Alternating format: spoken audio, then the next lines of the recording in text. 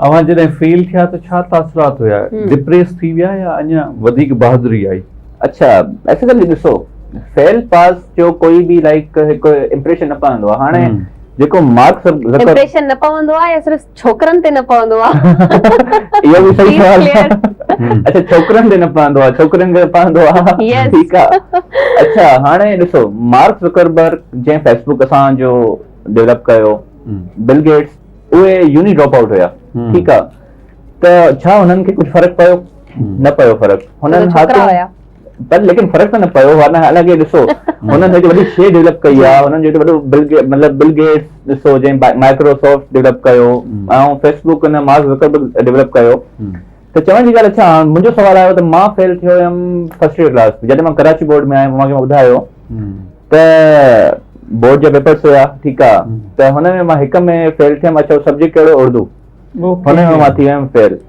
छो त ज़ाहिरी ॻाल्हि आहे, मां उर्दू राइटिंग मुंहिंजी सही न आहे, छो त मां हिकु पाक तुर्क मां पढ़ियल या कुझु बि एनीथिंग। त चवण जी ॻाल्हि, मुंहिंजी उर्दू राइटिंग सही न हुई, त हुनमें मां थी वियुमि फेल। त हुन खां पोइ इहो आहे त वरी मां सोचियुमि हलो इंटर में मां इम्प्रूव करे वेंदुमि। सेकेंड ईयर में अची वियो कोविड। त कोविड में इहो आहे त सभु जेका बि इंस्टीट्यूट हुया सभु थी विया बंदि, बोर्ड ऑफिस थी वई बंदि, हर शइ बंदि। त हुननि असांखे छा कयो, उन्हनि असांखे प्रोमोट करे छॾियो। जेका फेल वारा हुया न सब्जेक्ट, उन्हनि ऑटोमेटिक हुननि खे C ग्रेड ॾेई करे हुननि पास करे छॾियो, ठीकु आहे।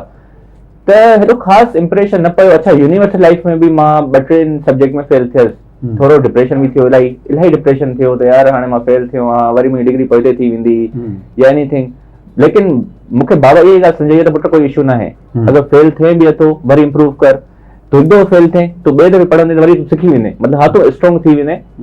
त मुंहिंजे ख़्याल सां फेल पास हेॾो कोई मायने नथो रखे, मायने इहो थो रखे तव्हां सिखो छा था ऐं केतिरो सिखो था। अच्छा सईद साहब, फेल ऐं पास माना नथो रखे, पर डिग्री ऐं स्किल्स माना रखनि था। तव्हां छा पिया सम्झो त वधीक अॼुकल्ह डिग्री कमु अचे पई या स्किल्स जो हुजणु लाज़मी आहे? इंसान प्रैक्टिकल थिए ज़िंदगी में, हाणे बि वक़्तु आहे त प्रैक्टिकल थी वञो, या अञा असां वटि अॻियां थोरो टाइम आहे? छा चवंदो? अच्छा, हिन इहो जवाबु आहे त हाणे ॾिसो, डिग्री अॼुकल्ह यूज़ ईंदी आहे, हिकु पीस ऑफ पेपर आहे, ठीकु आहे। कंहिं इदारे में वञण लाइ असांखे डिग्री यूज़ लाज़मी ईंदी, लेकिन मुंहिंजे ख़्याल सां डिग्री जो कोई कमु हेॾो ख़ासि न आहे। छो त मुंहिंजा काफ़ी अहिड़ा मतिलबु फ्रेंड्स सर्किल आहिनि जंहिंखे डिग्री वग़ैरह कुझु बि न आहे, मैट्रिक पास आहिनि, ठीकु आहे, लेकिन उहो पंहिंजो हाणे माशाल्लाह बिज़नेस था कनि। बिज़नेस बि छा था कनि? ग्राफिक डिज़ाइनिंग जो, इनफैक्ट उहे बि सॉफ्टवेयर डेवलपर आहिनि, ठीकु आहे, लेकिन हुन में डिग्री न आहे। हुननि इहो आहे त असां 4 साल डिग्री कई, हुननि 4 साल कमु सिखियो।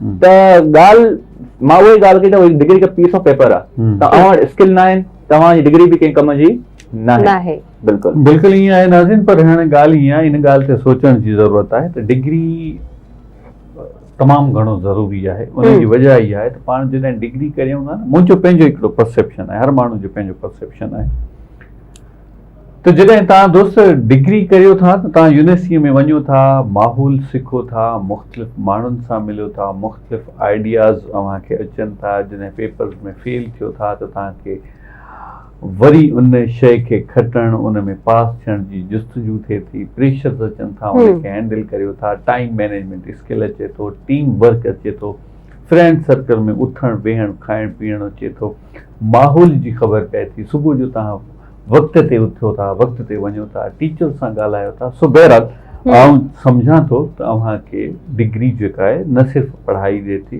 पीस ऑफ पेपर ॾिए थी, पर उन सां गॾु गॾु बिहेवियरल जेके एटीट्यूड्स आहिनि, एटिकेट्स आहिनि, उहे तव्हांखे ॾियनि था, उहे इनहेंस थियनि था। उहे इनहेंस थी करे जॾहिं तव्हां कॉर्पोरेट में वेंदा आहियो त पोइ तव्हां फर्निश्ड हूंदा आहियो, तव्हां बिल्कुलु मतिलबु पंहिंजो पाण पॉलिश्ड हूंदा आहियो, त पोइ तव्हां टीम खे वठी बि हलंदा आहियो।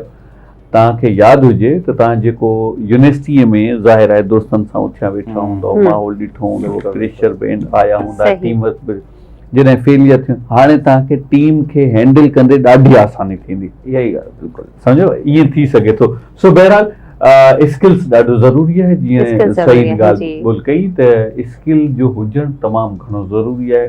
अगरि स्किल कोन आहे, अवी उन में भड़ कोन आहे, ॾाह कोन आहे, इंटेलिजेंट अव्हांखे ख़बर कोन आहे, त पोइ अव्हांजो उहो डिग्री बि कम जी कोन आहे। बहरहाल सही, तव्हांजी स्टोरी ॾाढी इंस्पायरिंग आहे, पर आउं हिते अव्हां खां हिकिड़ी ॻाल्हि ज़रूरु पुछणु चाहींदुसि त ॿिनि शयुनि खे या ॿिनि कॉन्सेप्ट्स खे गॾु खणी हलणु एतिरो आसान कोन आहे, ठीकु आहे। जीअं अभी जॉब करियो था या जेको तव्हां चयो किथे शयुनि खे पाण ॾिसो बि था, त पोइ इहो एक्सपीरियंस कीअं आहे तव्हांजो? अच्छा, हाणे अव्हांजी ॻाल्हि सुठी आहे। त चवण जी ॻाल्हि ॾिसो, त अॻु में मां सुबुह जो 8 या 9 बजे ताईं उथी वेंदो हुयसि, ठीकु आहे। उथी करे मां पंहिंजो ई कमु कंदो हुयुमि, घर में फ्रीलांसिंग कंदो हुयसि, रिमोटली कमु कंदो हुयुमि, जेके असां रिमोटली चवंदा आहियूं, त घर वेठे असां कमु कंदा हुयासीं, ठीकु आहे। हाणे उहो ई रूटीन आहे। हाणे मां ख़ाली ऑफिस वेंदो आहियां सुबुह जो, शाम 4 या 5 बजे ताईं सिधो डायरेक्ट मां पहिरियों हिकु ऑफिस वेंदो आहियां, उते मां ॾिसी माहौल सभु कुझु ओके करे, जेको बि उनखे काई क्यूरीज़ ईंदियूं आहिनि टीम खे, उहो उनखे सम्झाए, वरी मां पंहिंजी ॿी ऑफिस वेंदो आहियां। पोइ आराम सां 10 या 11 बजे मां घर अची करे आराम कंदो आहियां, ठीकु आहे। पोइ मां कोई कमु या लैपटॉप या कुझु बि यूज़ न कंदो आहियां।